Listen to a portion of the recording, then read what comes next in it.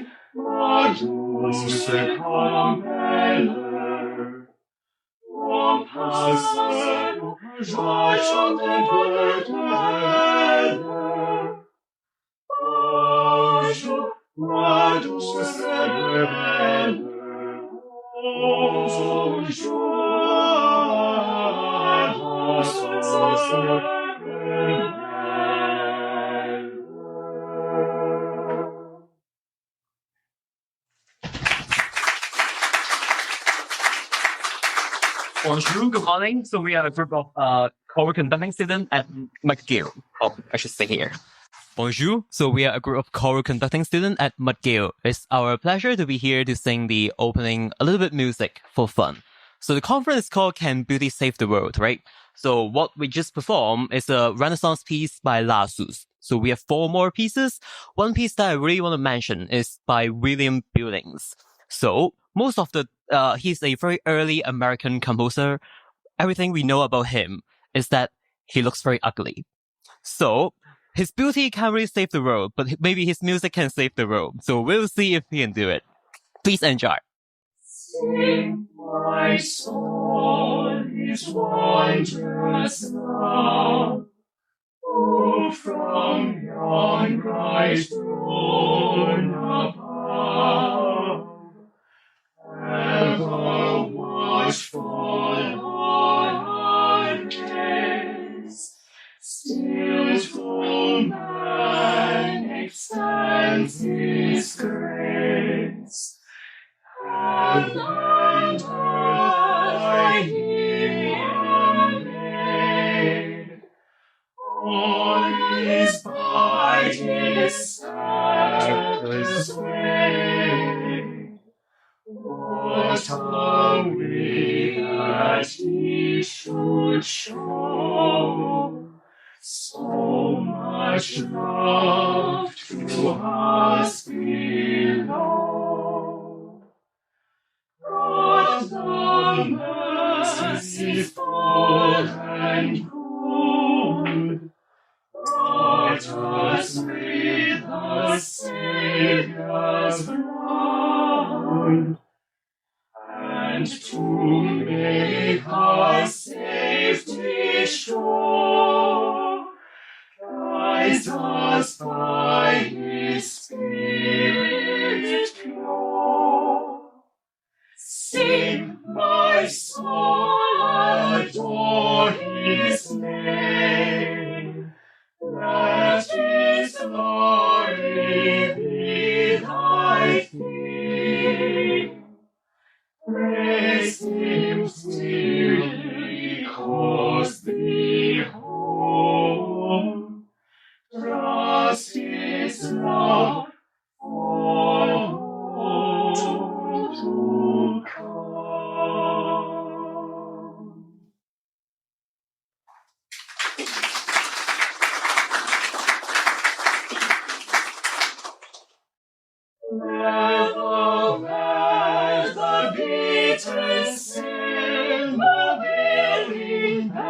to show.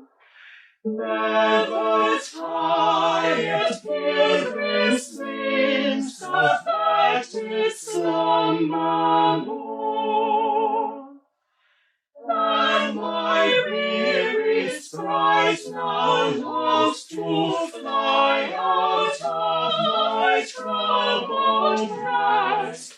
Oh, come quickly, oh, come quickly, oh, come quickly, sweetest Lord, and take my soul to rest.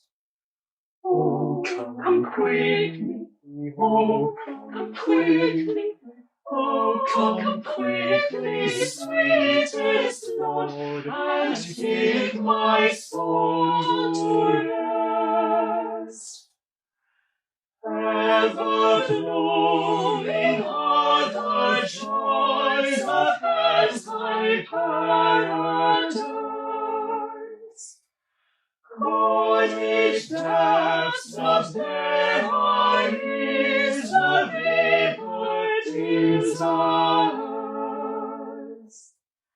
Glory then the sun outshines, full beams the blessed only see. Oh, come quickly, oh, come quickly, oh, come quickly, glorious Lord, and raise my sprite to thee. Oh, come quickly, oh, come quickly, oh, come quickly, glorious Lord, and raise my sprite to thee.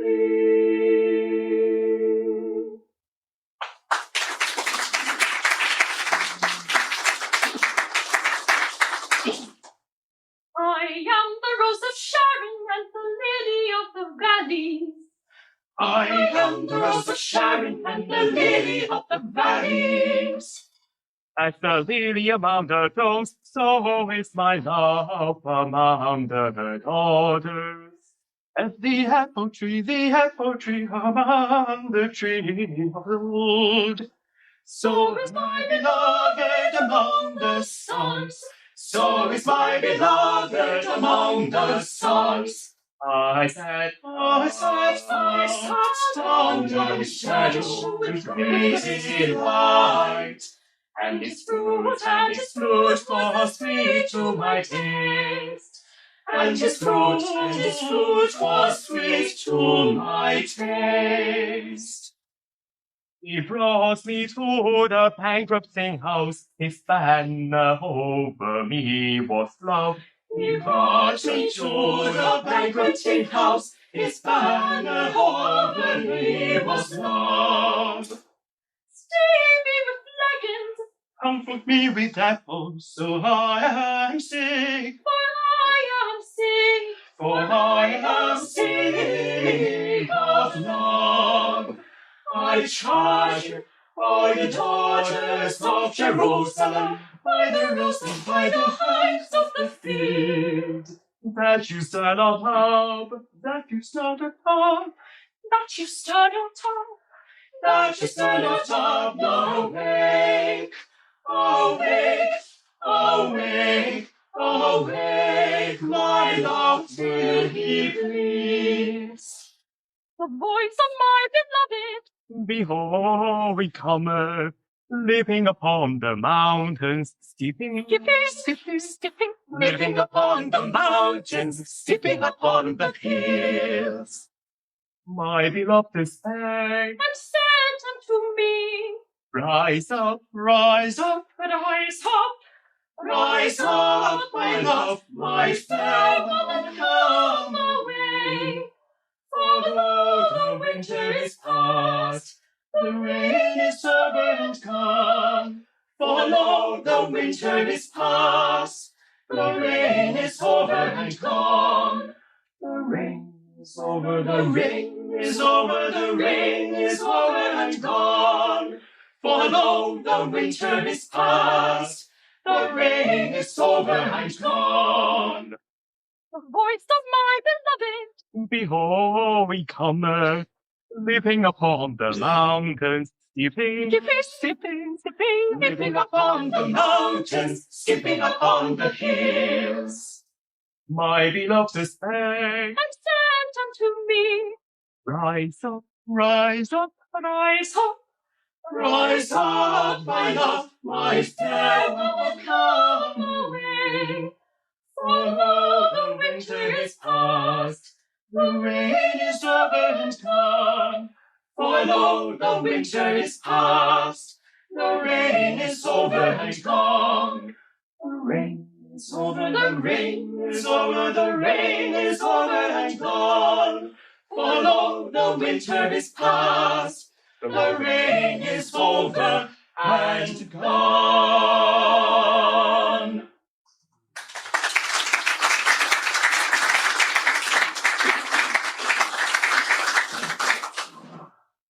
Die Nacht, die ganz gebladet fällt, der Frühling lockt sie wieder. Was Neues hat sie nicht verlernt. Sie hörte liebe Lieder, sie hörte liebe Lieder.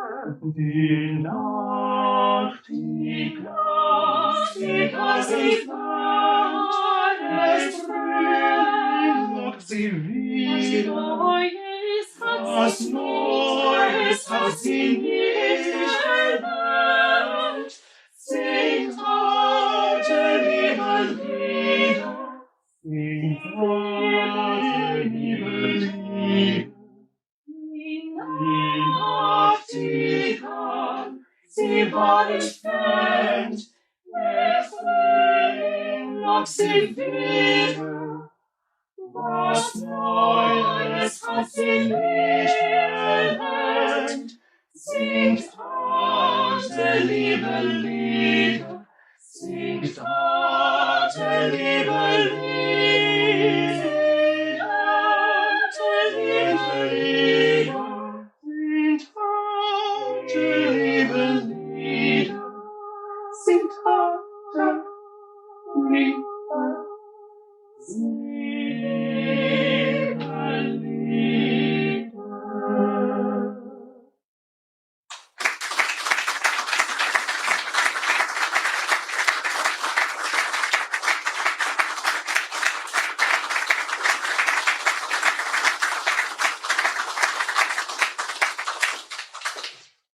That's wonderful. It is now my pleasure to introduce the moderator for our first panel, which is on the transformative beauty of music.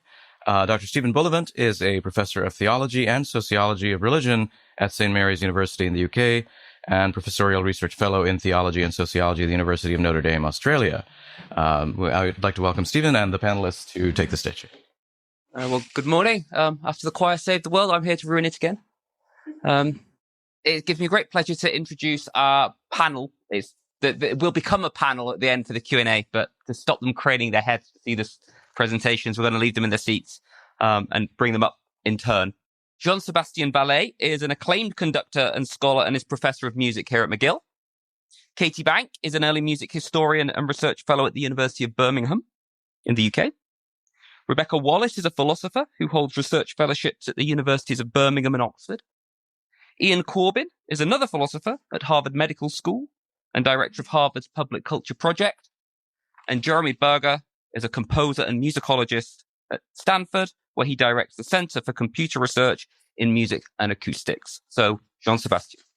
Good morning, everybody. Bonjour. Welcome to Montreal. I hear that many of you are visiting from outside of Montreal. It's great to have you here at McGill. And in Montreal, we just heard fantastic singing from 4 students from the Schulich School of Music. They are also conductors, and I'm glad to have them in my studio as my students. So starting this morning with music, lead us to ask this deep question. Can music, through art, through beauty, change the world? And I come to this question as a musician, as a performer, and mainly as a conductor. You can probably find me in one of the spot there. At the center of my work, every day, in rehearsal and in performance, there's one simple but powerful idea: transformation. The work of a conductor can look mysterious. You've probably seen a conductor standing at front of the orchestra, waving their arms. Maybe you've even wondered, what does it all mean? What are they actually doing? And in truth, we conductors also ask the same thing frequently. Because conducting is not about control, it's not about telling musicians what to do. For me, conducting is about opening a space through gestures, through breath, through movement. My aim is to create a space, an artistic, emotional, sonic, human space where the music can take place. And in that space, musicians bring their own expression, their own emotion.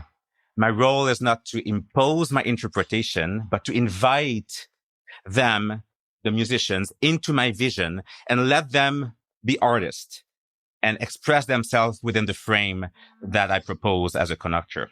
When that happens, the performers, the music, and yes, also the conductor are transformed all together.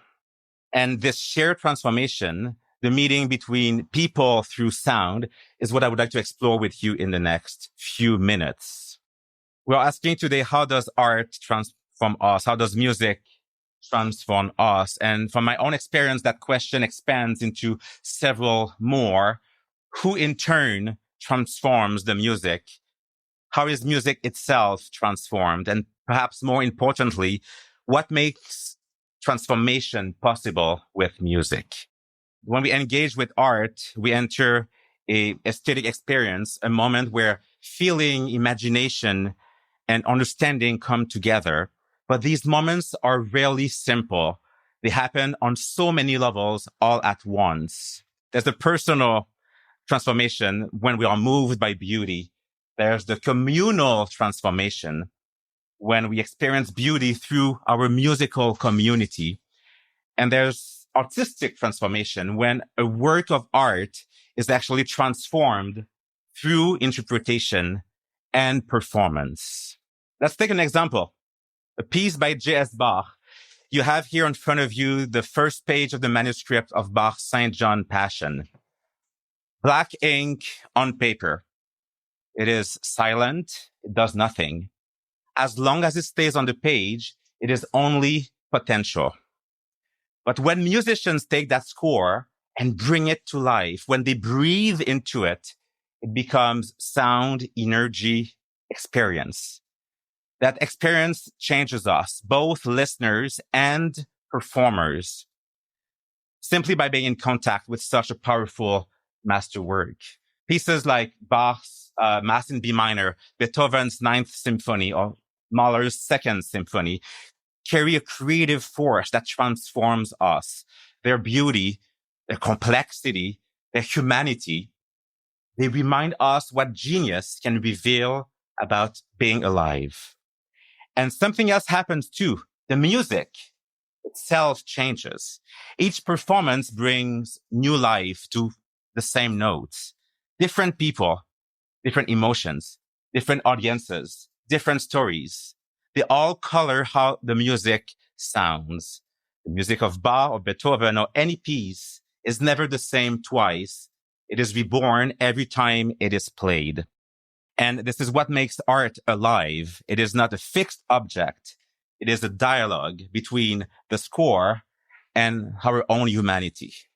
Now let's look at a different kind of transformation, the one that happens within a community of performers.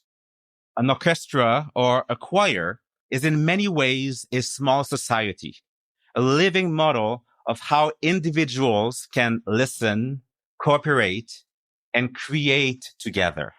It is made up of unique voices, each with its own personality, background, and personal voice, personal sound. And yet, those differences don't divide, they connect. The musicians breathe together, listen together, and find balance together. And to me, this is the image of the ideal world, one that shows that harmony is not the absence of difference, but the art of shaping difference into something shared, into beauty. And sometimes during a rehearsal or a concert, something shifts. The musicians stop being many and become one. That unity, that shared purpose is truly powerful. And this is one more level of aesthetic experience, an experience of beauty in community, beauty seen and perceived in the shared sense of community. Let me share a quick story with you. In this photo there with the singers, one of these singers is Anne. On the morning of our final rehearsal for this concert that you see here pictured on the screen, she lost her husband, who had been struggling with health issues for many months. And that was a really sad day for Anne and for, all of those who knew her. We all thought she would step away, but she did not. She insisted on singing all 5 concerts. When I asked her why, she said, because singing with my choir is the only way I can breathe right now. And that sentence has never left me. In that moment, transformation did not come from the music itself. It came from the act of singing together, from the power of community. This, I believe, is one of art's greatest gifts, greatest powers. It allows us to be together, to see beauty, to live an aesthetic experience when words are no longer enough. Now let's think about the audience that you see here. They are not just spectators. They are part of the music. When a concert begins, energy moves in both directions, from the stage to the seats, from the seats back to the stage. The audience shapes what happens.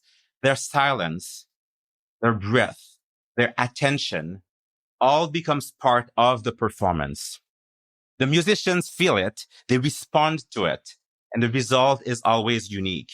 With the audience in mind, each concert becomes a living exchange, a circle of transformation between composer, performer, and listener.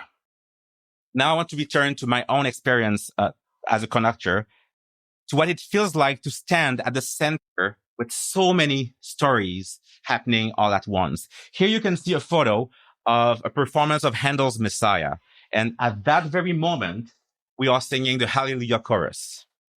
And as many of you may know, there's a tradition that calls for the audience to stand during this movement. This comes from a king who once decided to stand. And since then, many of us in many parts of the world stand when it happens. So that's what you see there. That moment when thousands of people rise together as the music of the Hallelujah chorus begins is really moving. There's something powerful in that moment. On stage with me, you don't see them, but there's the Toronto Middleton Choir, the Toronto Symphony Orchestra, 2 organizations with more than a century of shared history. Also on front of me is Anne, singing through her grief. Her personal story becomes part of something much larger in that moment. And before us, or behind me, the audience standing, some who have heard that piece countless times, reliving old memories of the Hallelujah chorus. And some others hearing it for the very first time and probably wondering what is happening. Why is everybody standing right now? Is it the end? It's all happening at the same time. And the hall is filled with all these stories. And there are even more. There are the stories, so backtrack there. There are the stories of the musicians with their years of diligent training, the organizations that are present there with their long histories, the audience as individual coming with their own backgrounds, and also as a collective body that in that moment decided to assemble. All of them are present, resonating together in the same space at the same time. And beyond that, we can also hear other stories. The stories of the instruments, many of them built centuries and centuries ago in different parts of the world. We can also think about the hall in which we perform that was created and built by people who believe that experiencing music could build connection and transform us. And there's the invisible story of music itself, traveling through time, carrying memory, emotion, and hope. All of this at the same time in that second when the music takes place. Moments like this reminds me that music is never only about the present. It gathers times, people, and meetings. To me, we are no longer in linear time. We enter circular time, sacred time, a space where past, present, and future meet, and where every story, every life finds its voice with all the others. So what does this tell us about beauty and its power to transform? To me, music gives us a way to feel and to understand beyond words. It teaches us to listen deeply, attentively to ourselves and to each other. And in that act of listening, we sometimes touch something beyond ourselves, a shared vibration, a sense of belonging in a community, a glimpse of the sacred in the everyday. When we are moved by a single chord, beautiful musical phrase, or even a silence, we step outside our individual boundaries. We feel connected to the music, to each other, to all our life stories, to our shared history, and to our humanity. And that, to me, is what transformation through music really means. What does music? Because music does not only reflect the world, music can remake the world, one note and one shared breath and one shared silence at a time. Thank you very much.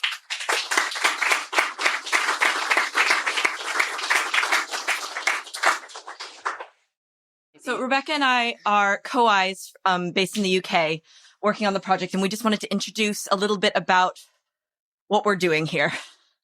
In the 1920s fantasy novel, Blood in the Mist, a young boy is playing in the attic with his friends. An old lute tumbles out from among the stacks of stored goods, and a single note is plucked. This note forever changes his life. Although there in body, Nathaniel Chanticleer's life is now lived to the temple of the fairy folk, rather than his village compatriots, and he is never again the same man. This story shows in fantasy form the power of music not just to affect our lives, but to constitute our mental and emotional worlds, as well as our relationship to the world at large. That is how we perceive, interact with, and inhabit the world. To ask the question of how music can do this is at the same time a facet of a much broader question. What is the relationship between us and the world? How are we the kinds of beings the world can influence? And how is the world such that it can have an effect on us? In the early modern period, this broader cosmological and metaphysical question was often worked out through the analysis and the practice of music.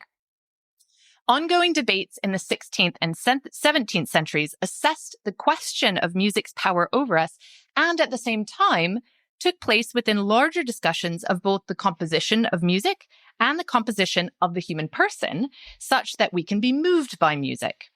So Descartes, for example, wrote his Compendium Musicae in kind of 1618, 1619, in which he attempts to work out a theory of perception through looking at music. But this theory of perception will then culminate later in his 1649 Passions of the Soul, which talks much more broadly about how perception works, how things out in the world can have an effect on us. Even before this fuller articulation of philosophy, though, early modern writers wondered very intently and intentionally about music. So what form did this metaphysical wondering take in the late 16th and early 17th centuries, in England specifically? So amongst and between the long Reformation, the rise of English print, the prolific theatrical and poetic entertainments of wordsmiths like Shakespeare, Sidney, or Spenser, or the songs of composers such as William Byrd or Thomas Weelkes, this musical, metaphysical wondering bubbles within a variety of art forms and writings. So it's just a couple quick examples. This is a fairly well-known quotation from Shakespeare. Is it not strange that sheep's guts should hale souls out of men's bodies? Sheep's guts are what they made the strings on various stringed instruments out of. And so somehow this thing that exists in the physical world does something a bit more. But this is a very poetic understanding of this concept, and we'll talk about that more in a little bit. This is from more of a treatise rather than an artistic output, but Thomas Wright wrote in 1601, "For what reason corporal music and consorts of instruments so ravish and abstract a spirit, a soul, transporting it into almost a paradise of joy?"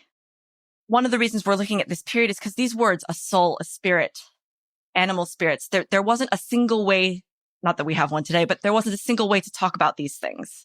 And there were a lot of pseudo-poetic, pseudo-literal ways of discussing the soul, the quality of the things that happen inside of us. I think the other thing to recognize from this quotation is that Wright recognizes that music is something of the corporal world. It exists externally. It is something physical. But then it goes inside and does something. So we're specifically looking at this period because it was a time of fundamental shifts in thought about music and sensing. In medieval and early 16th century philosophies, music was both a literal and poetic model for the human person, musica humana, with our inner world a microcosm of the universe, which was understood as the music of the spheres or musica mundana. The study of music was also the study of the human person, as music ultimately presented the body with fundamental questions about the quality of music and human nature, as well as the relationship between them. So we know that, you clap your hands, you hear an instrument, it is a physical thing. Early modern thinkers knew that it kind of went through the air somehow, entered the ear, and that's where things get a little bit more vague, because they know it goes into the body, somehow resonates with something inside of you and changes your actions. It makes you feel things that make you do things. And that's what these early modern thinkers were really concerned with. I won't get into it too much today, but the impact of the Reformation is substantial in this because it does shift ways of thinking about the senses, which is all fundamentally tied into this. And early modern thinkers couldn't quite agree about how music worked on the soul or the spirits. So music, one writer says music crept miraculously by stealth, finding its way along a certain passage into men's souls. Or perhaps some thinkers thought more along a pseudo-Aristotelian sympathetic resonance, such as George Sandys here. So in 1632, George Sandys noted the effect of music on human feeling, but rejected the harmony of the spheres. So he saw that as a more poetic way of understanding music rather than the actual mechanical way that the universe was set. And that's something that shifts in this period between the 16th and the later 17th century. So he instead argues that the spirits which agitate in the heart receive a warbling and dancing air into the bosom and are made one with the same wherewith they have an affinity, whose motions lead the rest of the spirits dispersed through the body, raising or suppressing the instrumental parts according to the measures of the music. And I should note that this is just in the footnotes to his edition of Ovid's Metamorphoses. I can talk about all of this art in great detail. I'll refrain for now, but if you have any questions, happy to chat about any of these as well. So then by the later 17th century, you get writers such as Samuel Pepys, who often conflates his music, his feeling about romantic love, his feelings about spiritual or godly love. So like many in his society, Pepys was a regular churchgoer, yet most of his spiritual writing was often reserved for musical rather than overtly religious experiences. So, for example, here we have, "Here the best company for music I ever was in my life, and I wish I could live and die in it. Both for music and for the face of Mrs. Pierce, and my wife, Ann Nip, who was pretty enough, but the most excellent mad-humored thing, and sings the noblest that I ever heard in my life, and wrote, with her, some things together most excellently. I spent the night in ecstasy almost." Anyone who participates in communal music making today completely gets this experience. It's a high like nothing else, and you seek it out. Another example. But that which did please me beyond anything in the whole world was the wind music, which is so sweet that it ravished me. And indeed, in a word, did wrap up my soul so that it made me really sick, as I have formerly been when in love with my wife. That neither then nor all evening going home and at home, I was not able to think of anything else, but remained all command over the soul of a man, as this did upon me, and makes me resolve to practice wind music, and to make my wife do the like. His poor wife. So, in religious and more secular eras alike, one finds musical spiritual experience on the periphery of, or even central to, fundamental questions of human existence, such as the quality and purpose of beauty, being, or community.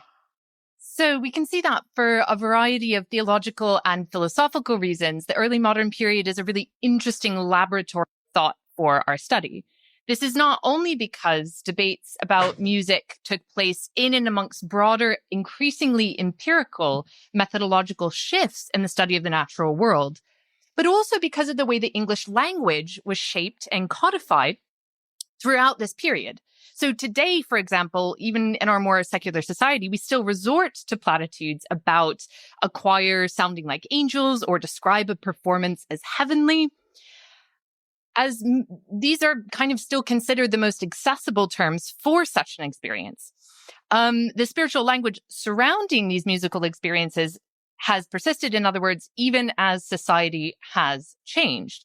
But what's interesting, I think, to think about is that we may have lost a metaphysical key for understanding how spirituality was and also can be understood.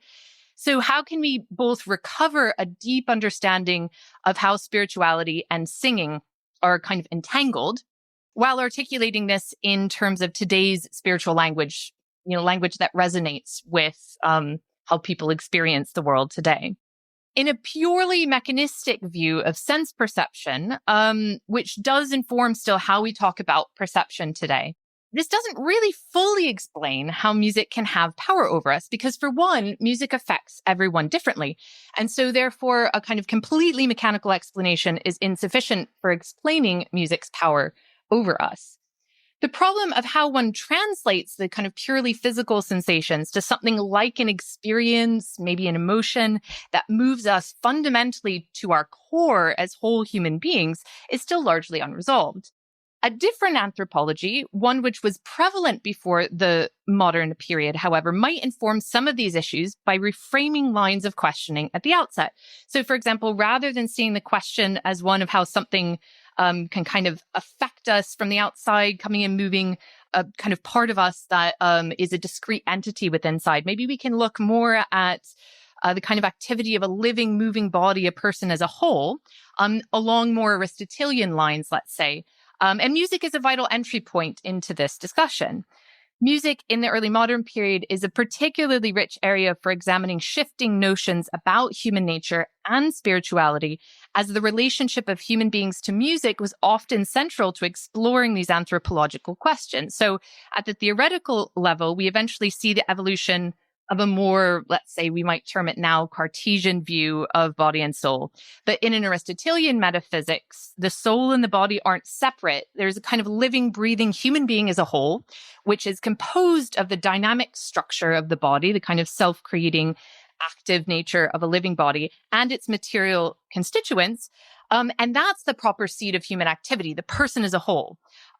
This makes many activities open to being spiritual, given that living human breathing bodies are soulish bodies. So just to kind of sum this up by a quote from Aquinas.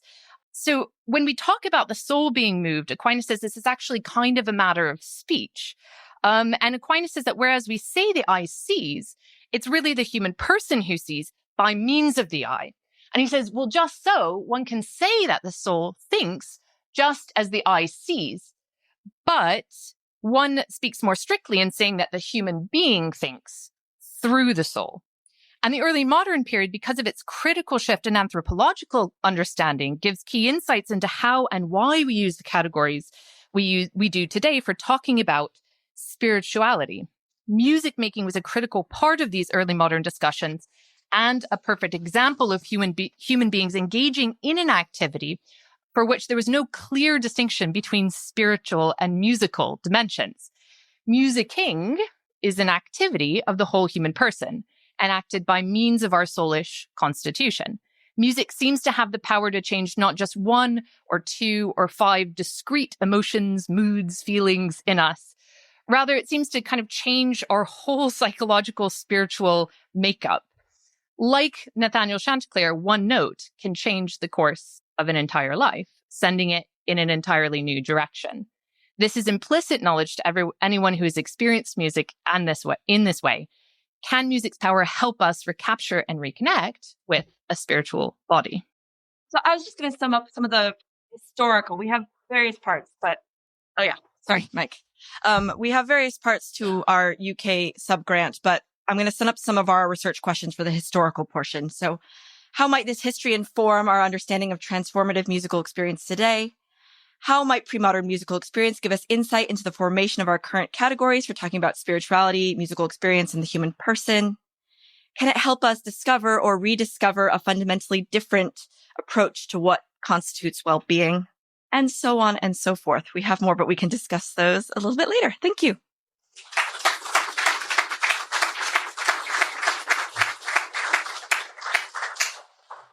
Well, good morning, everyone. It is a real pleasure to be here. Thanks to Brandon and Tara and the other organizers for inviting me.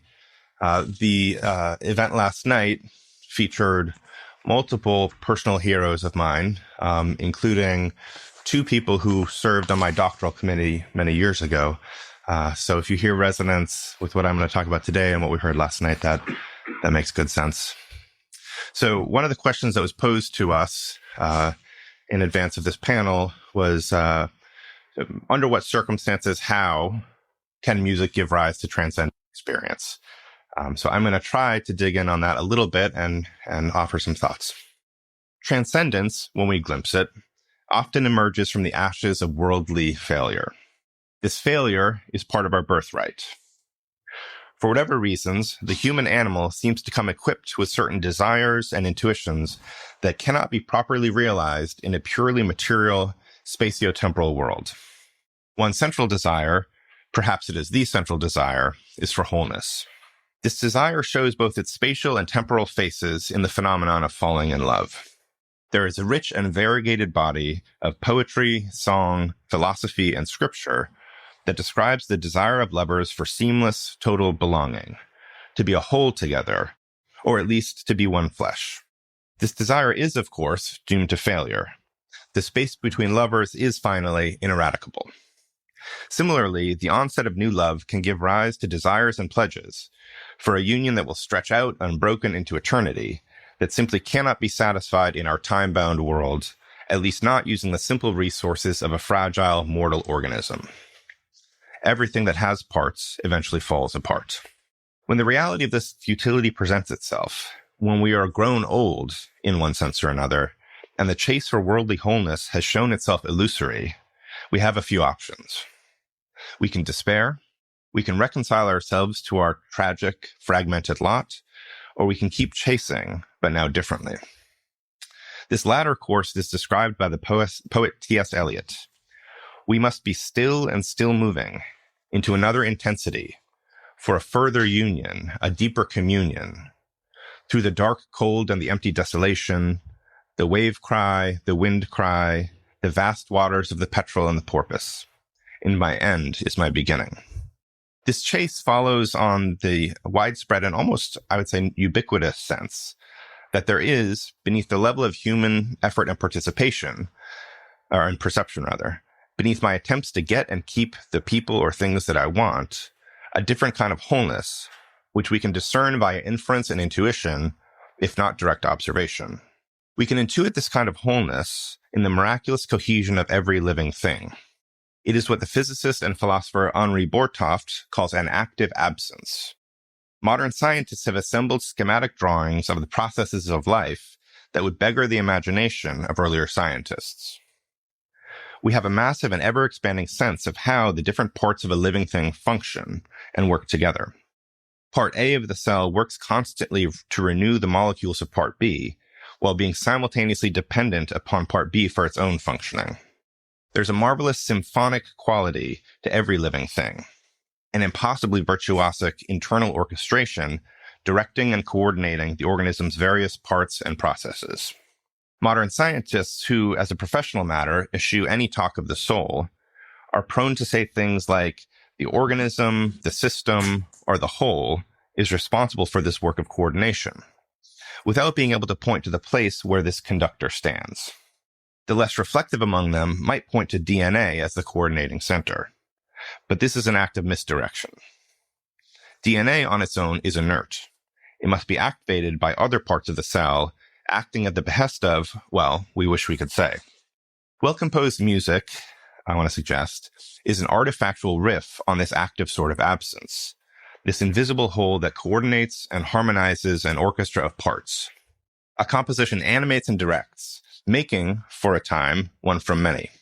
Just like the soul temporarily gathers together the parts of an organism and makes them one thing.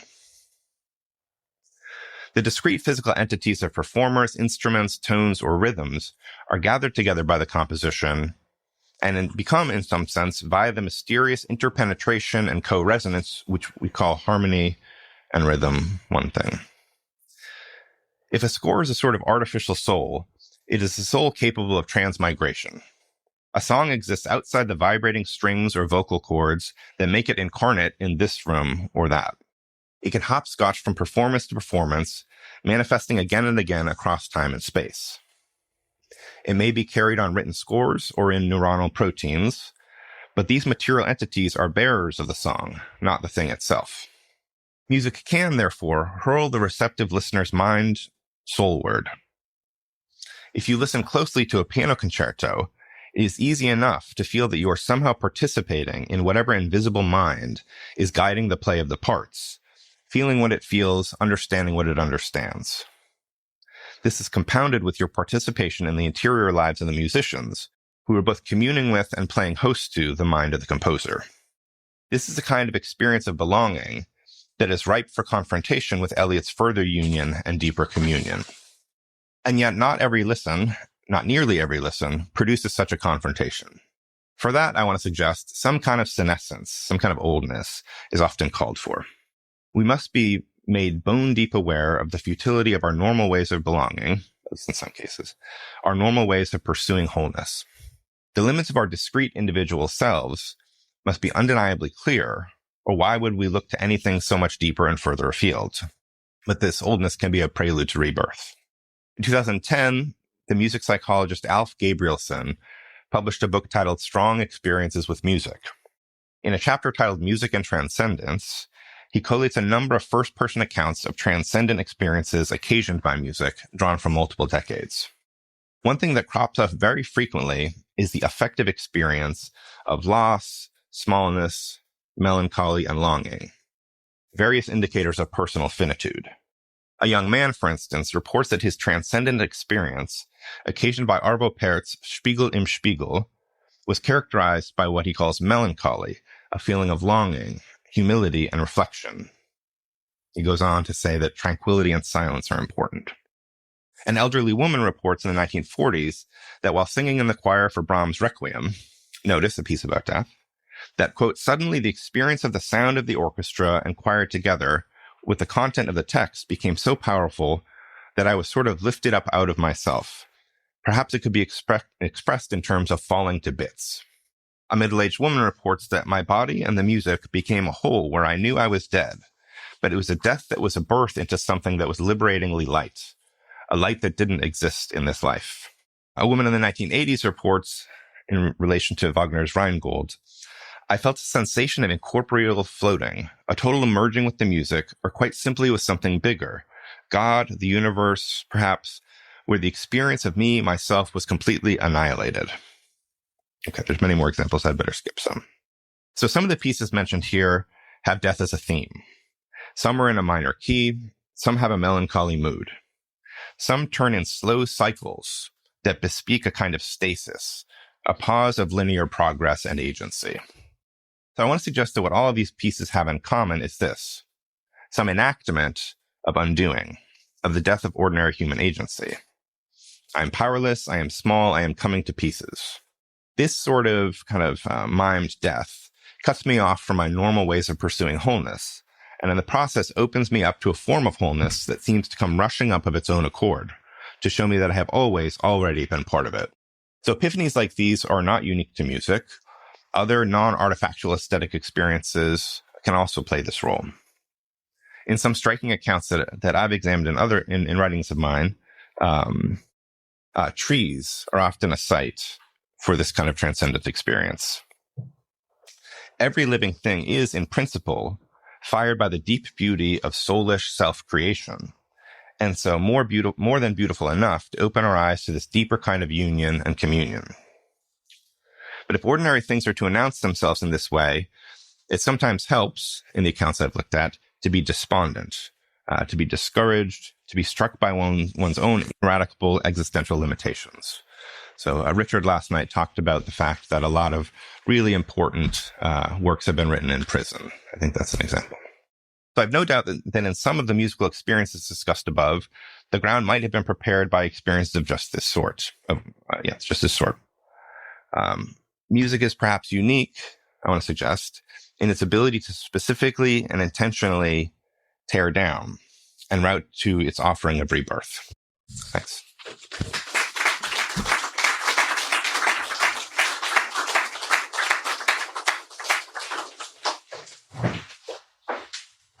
So, first of all, welcome and thank you for inviting me here. This is an extraordinary event with extraordinary people. The first talk started with the slide that space where sound becomes music. And today I'm going to talk about the space itself, the material place where sound turns to music. The last talk mentioned Eliot's line, "In my end is my beginning." And the speaker said, "I am powerless, I am small, I am coming to pieces."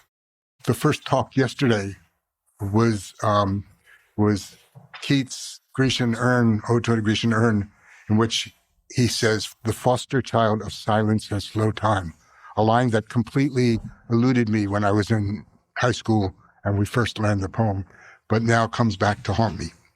Let me start with this example from Bach.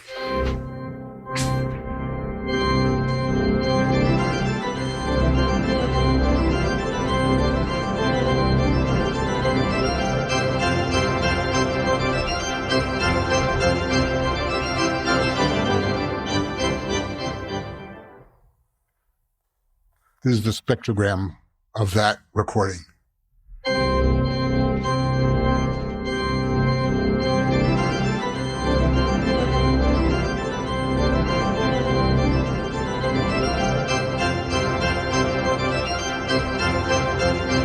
And even though you're hearing discrete chords and discrete events, you notice in the spectrogram that there is sound that continues all the way through, which is the reverberant sound of the hall.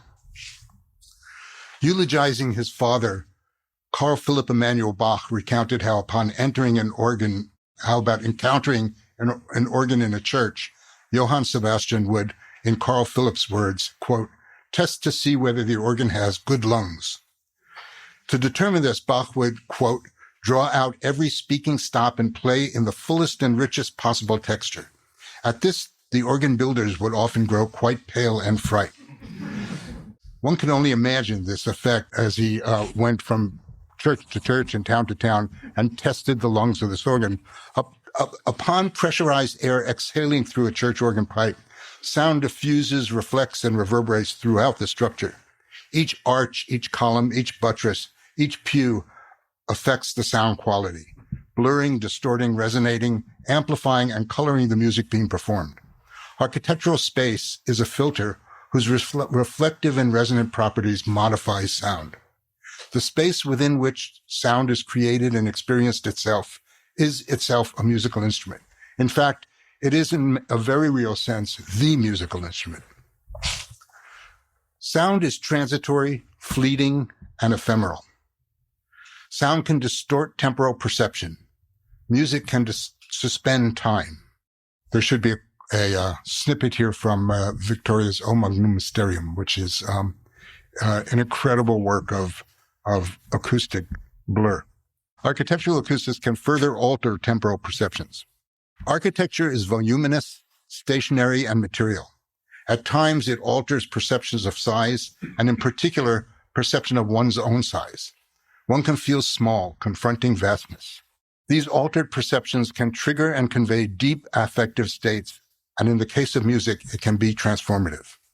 Sensory responses and cognitive responses blur in this case. We often talk about, in the last 2 days, we've heard the term perception, and I think it was used vaguely, if not incorrectly, in terms of that point where a sound coming into the ear is perceived and then interpreted in the auditory cortex. That path that it takes is in itself a mysterious and amazing path.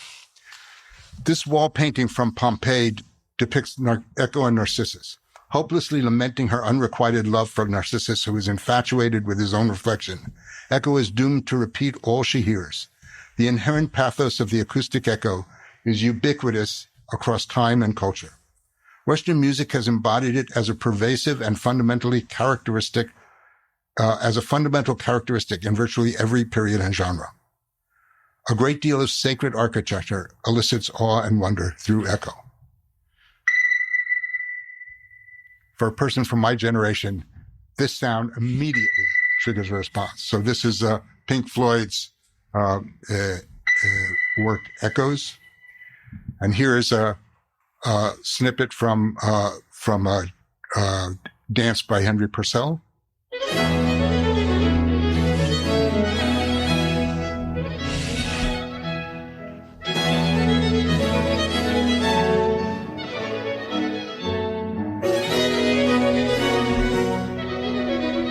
So Purcell actually orchestrates the echo. He writes the echo into the piece. This is a small church in Rome, which I spent many, many, many months studying. It's the church San Aniceto in Palazzo Altemps. It's become important to me because as I spent a year in Rome studying acoustics, I was sent to this place by someone haphazardly who said, "This place has really wonderful sound." And I walked in and it was transformational. It completely changed my life. And so I spent months doing careful studies of the acoustics of space. We measured it, we modeled it, we popped balloons in it, we did sine wave sweeps in it. We did everything we needed to have a complete understanding of the space. And then I asked the curator of the Museum of Palazzo Altemps what she knew about the music that was written for this space. And she said, "Well, come with me." And she took me up to her office, and she opened her cabinet, and sitting behind, so Italian, sitting behind her desk is a stack of manuscripts from 1604, the year the church was consecrated. And this was all the music that was collected for this church, the greatest composers of Rome.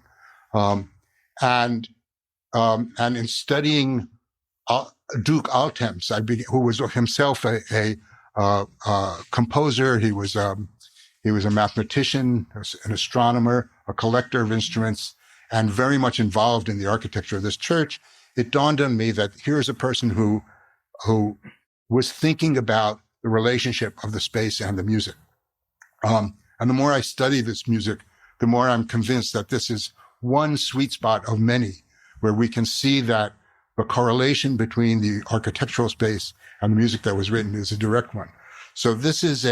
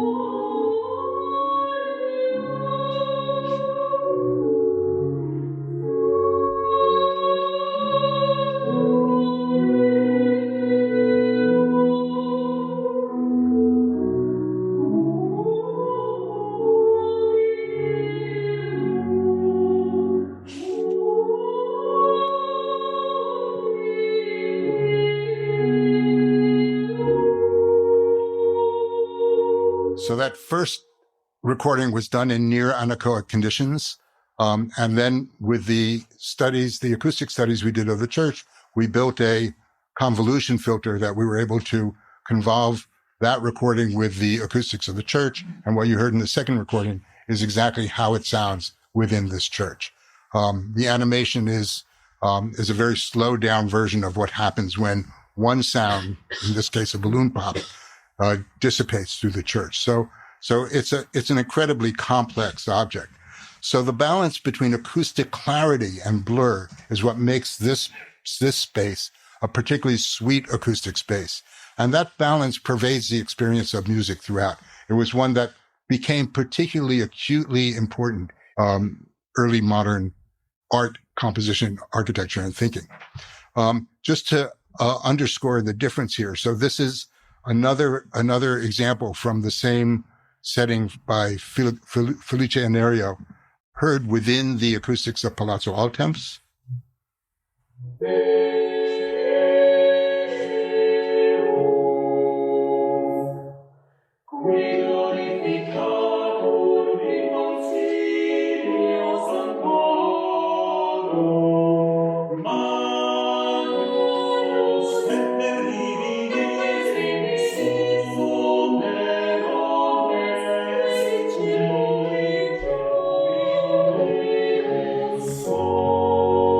Just as a point of comparison, we did another study of Chiesa de Gesù, the central Jesuit church in Rome, which was a church that was built and consecrated at approximately the same time.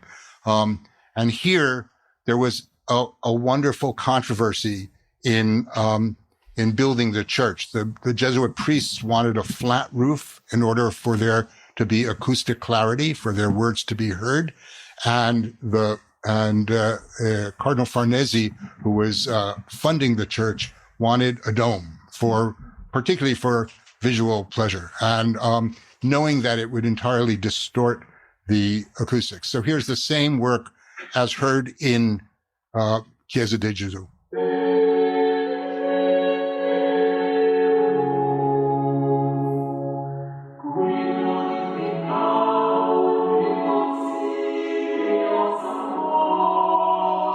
So our current ears have gotten pretty used to this incredible blur, but to me it's sort of an atrocious act on this music that has this beautiful clarity, and it goes back to that initial example of Bach, where the sound is blurred from one chord to the next. So, what is it about music that created in a particular space evokes awe?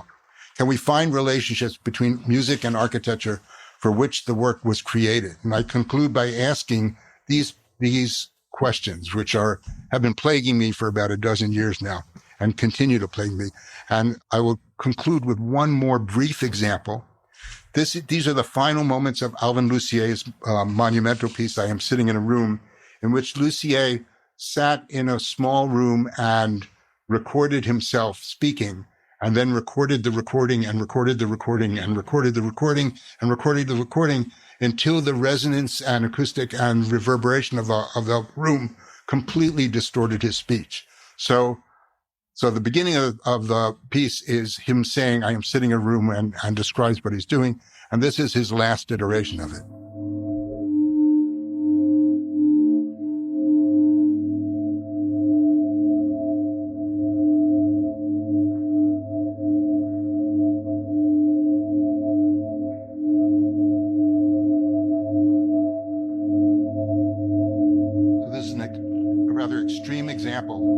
Of what decay and reverberation and resonance will do to music, here used musically.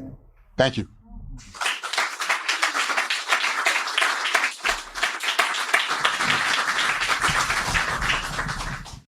I think we've got about 15 minutes for questions, either for particular people or to the panel, and we'll kind of freewheel it and kind of see how we get on. I want to begin, and I'm going to abuse my privilege as the moderator to ask Jonathan a question, which just occurred to me. That was fascinating. Bodies presumably affect space and the acoustics and the kind of the instrument of the space. So, I mean, how does a full church differ from an empty church? Absolutely. Yeah, absolutely. That's so I mentioned the pews and but the people in the church and what they're wearing, the tapestries, everything has effect on the acoustics. And in the models that we build, we actually we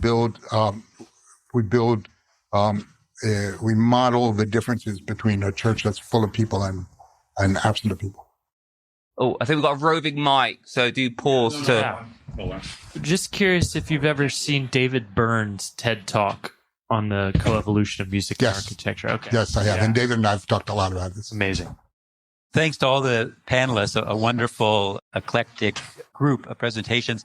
There was a strand for me that ran through them, and it started already with the performance at the beginning, because I was looking at the singers and I was thinking that the experience of the music is partly sound, but it's also corporeal, and it involves looking at their faces as they sing and the way that they embody the music as they project and breathe and so on. And so I was thinking about corporeality with each presentation, and I think that they all, maybe in different ways and some more explicitly than others, touched on this issue. We listen to recordings of Pink Floyd or whoever, and that's quite a bit different from experiencing the music in the material space and in the embodied exchange that's involved in music.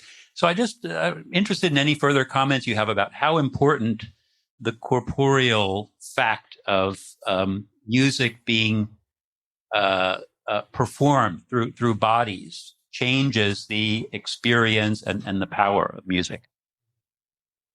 I would start from the performer standpoint. I think you're completely right that the way we look, the way we communicate, not just through sound, but through just our being and our presence, has a big impact. And in performing arts, this is a big part of what we train singers and performers and conductors to connect that way. To me, as a conductor, when I think about how are my gestures influencing people witnessing them, this is part of this as well. And it also impacts the audience. Seeing a conductor moving a specific way connected to the sound would have an impact. There are a number of research about mirror neurons, how those mirror neurons react to specific gestures being made and how those mirror neurons would fire when we see specific gestures. And I think this is a way that from a conductor to an orchestra or singers, a specific way of being, specific way of breathing would have an impact on them. And the other way too, this being done from the stage would impact the audience as well at the same level as the sound, as I think. And I think this is, as you mentioned, we listen to recordings. The impact is different. Not because the sound is slightly different, but because we don't have this connection with the human, with the body that impacts the mirror neurons. Yeah, I think one of the questions that I'm really interested in is how our view of what a body is changes over time. So, we have words like materiality, immateriality, body, disembodied. But actually, if you look at kind of different metaphysical constitutions of the world, what that means can vary depending on how you conceive the material or the physical world to be constituted. So I think the body is an interesting one in terms of human beings because it's a living body. And one of the questions in a kind of Aristotelian framework is, what is the difference between a living body and a non-living body? And I think maybe there is something there. Music and singing specifically, I think, is an interesting question because you're breathing. There's so many facets of it that have to do specifically with the living body. And I think in music too, if you look at the constitution of music, it's not just the sound waves, it's the organization of the sound waves. And it's it's a whole host of other things around the way that let's say the material realities and the not quite so material, but the ones that are manifested through the material, like the organization or the relationship between the different notes, is constituted. So I think you're right. I mean, that's something I feel like music is a really interesting case study to look at the way that we conceive of what is physical and what is material. Hello. Thank you for everything. It's a little bit less of a question rather than a comment, which I'd love for you to respond to.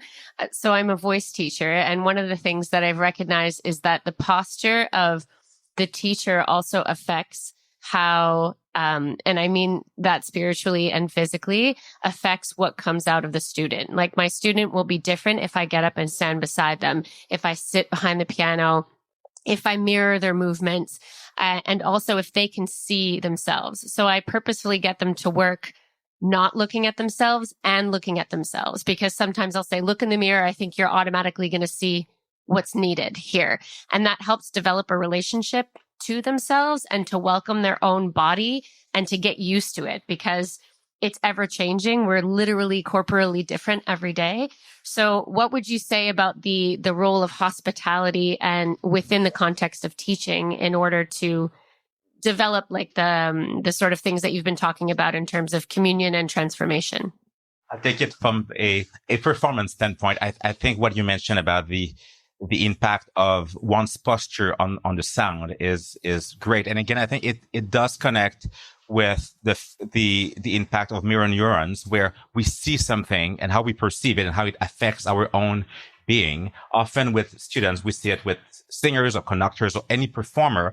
There's a sense of proprioception that is not fully clear. They don't really always understand where their body is and what is happening in them. So seeing the model and through their eyes, but also through mirror neurons that just give them a feeling, I think is great. And the impact of that to me is when we perform, we have such a big impact on those who are seeing us.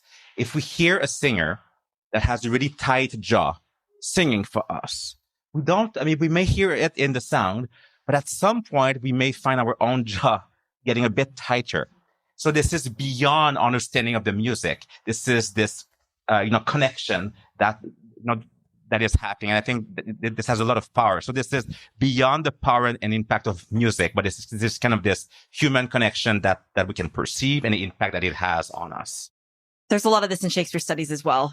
How people communicate through gesture. It's all beyond language, right? It's gesture is such an important part of performance in any kind of quote unquote performance. I don't really have anything to add other than this is something that I think about a lot in terms of early modern performance, especially because they didn't really have a concept of performance as we know it today. So what are you doing? What are people doing when they engage in music and engage in music and when they engage in theatrical things as well? Like, what exactly are they doing if we don't have that word performance? So it's something I would love to talk about with anyone at some point. Thank you. That was fantastic. I have a question that I've been pondering around the maybe some of the things that Ian talked about. I mean, the relationship to things like grief and loss, and even things that Jean-Sébastien talked about, where some of those experiences are triggered by encountering music, maybe in certain spaces, music that may not have any particular lyrical content, but so you might be sitting in a venue where something about the texture of the sound or the way it impacts you isn't affecting you simply on a sensory basis, but is evoking meaning. And I'd be curious if you all could shed some light on what is it about sounds that may not be tied to, like, it may not be trying to convey a particular meaning, or maybe it is, but it's not just awakening some kind of pleasure center in the brain, right? It is tied, it matters to us precisely because it evokes certain meanings. But where do those meanings reside, or how is it that those are evoked?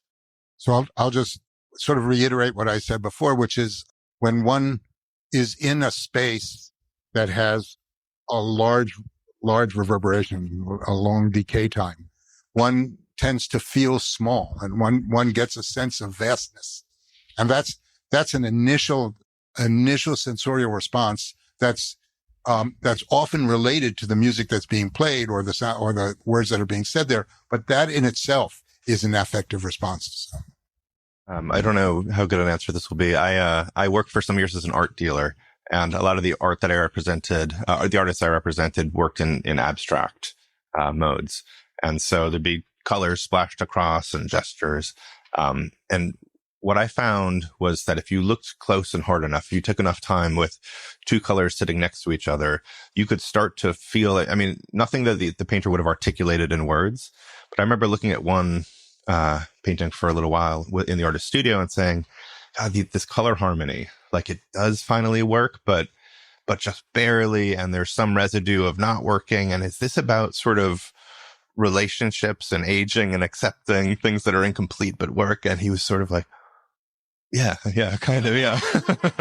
So all I can say about that is that I think we have borderline miraculous abilities to ascertain meaning in nonverbal material stuff and read it if we're open and sensitive enough to read it in a certain way.